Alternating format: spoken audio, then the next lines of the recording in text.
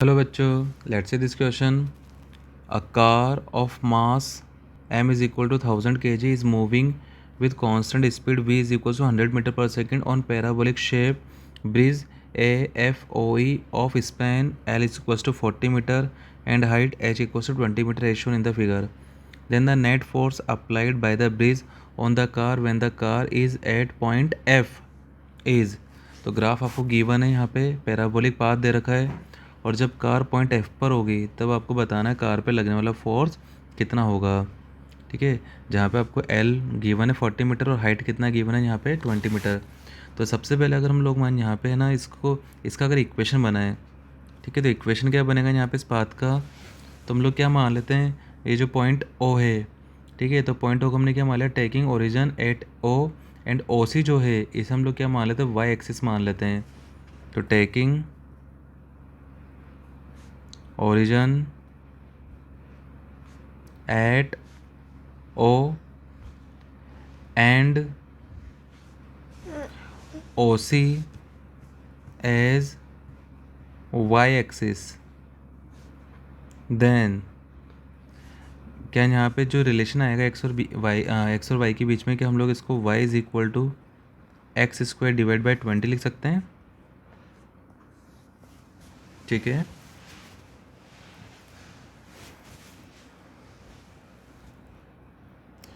इसके बाद में आगे अगर हम लोग स्लोप निकालें पॉइंट एफ पर, तो स्लोप एट पॉइंट एफ पर स्लोप क्या होगा. तो स्लोप के लिए हम लोग क्या करें, यहाँ पे D Y by D X निकाल लें. तो D Y by D X निकालेंगे, यहाँ से क्या आ जाएगा, ये 2x divide by 20 that is 2x. X का वैल्यू कितना, अब x का वैल्यू देखो यहाँ पे हम लोग 10 ले रहे हैं, right, divide by 20 is equal to कितना आ जाएगा, ये 1 आ जाएगा. x का वैल्यू 10 क्यों ले रहे हैं, क्योंकि o से जो f का जो डिस्टेंस है अलोंग द x डायरेक्शन वो 10 मीटर है. मतलब ये पूरा यहाँ से यहाँ तक ये जो है ये 20 मीटर है. ठीक है, अब ये उसने आपको 10 दे रखा, तो ये भी तो 10 ही है, ये डिस्टेंस भी क्या यहाँ पे 10 मीटर है. तो हमने यहाँ पे x का वैल्यू 10 ले लिया, राइट. तो आपको पॉइंट f पर स्लोप कितना मिलेगा, डी वाई डी एक्स का वैल्यू कितना मिलेगा, 1 मिलेगा. मतलब थीटा यहाँ पे कितना मिल जाएगा आपको, 45 मिल जाएगा. तो अगर हम लोग बात करें, जैसे ये इस तरह का आपको यहाँ पे जो है ये पैराबोलिक पाथ गिवन था, ये पॉइंट f, ठीक है. तो किसी भी इंस्टेंट पे यहाँ पे कार है, तो कार का mg कहाँ लगेगा, डाउनवर्ड लगेगा. नॉर्मल डायरेक्शन सरफेस के परपेंडिकुलर इस तरफ लगेगा. ठीक है, अब एक और फोर्स इसको मिलेगा अलोंग द सरफेस मोशन करने के लिए कार को, दैट इज़ fs. अच्छा, एंगल्स वगैरह की अगर बात की जाए, जैसे लेट सपोज ये हॉरिजॉन्टल लाइन और ये एक वर्टिकल लाइन है ये, तो ये सारे एंगल्स कितने हो जाएंगे, ये सारे एंगल्स यहाँ पे 45 हो जाएगी. इसी लाइन को चाहे तो हम लोग आगे बढ़ा देते हैं, तो ये एंगल कितना आएगा 45. एंगल हम लोग 45 पहले कैलकुलेट कर चुके, क्योंकि डी वाई डी एक्स की वैल्यू कितना है 1 है. तो यहाँ पे थीटा कितना होगा, यहाँ पे थीटा जो है 45 होगा. तो एम जी का ये वाला कॉम्पोनेंट क्या आएगा, ये आ जाएगा एम जी कॉस 45, राइट. तो एट पॉइंट एफ, तो यहाँ पे हम लोग क्या लिख सकते हैं, M G cos 45 minus normal reaction is equal to M V square by R. ये होगा कि नहीं होगा, मतलब नेट फोर्स जो आएगा इन दोनों का जो डिफरेंस है, नेट फोर्स जो है, मतलब वो क्या करेगा, यहाँ पे सेंटीपिटल फोर्स इसको प्रोवाइड करेगा रिवॉल्यूशन के लिए.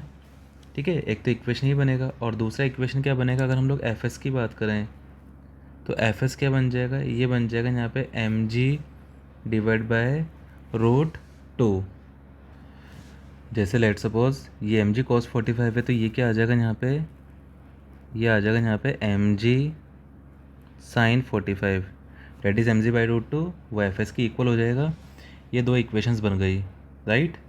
आगे बढ़ते हैं, इसके बाद हम लोग अब यहाँ से हम लोग क्या निकालेंगे, यहाँ से इनकी वैल्यूज़ निकाल लेते हैं. तो नॉर्मल रिएक्शन का इक्वेशन क्या बन जाएगा, ये बनेगा M G by root 2 minus M V square by R. ठीक है, तो यहाँ से देखना, अब हम लोग वैल्यूज़ पुट करते हैं.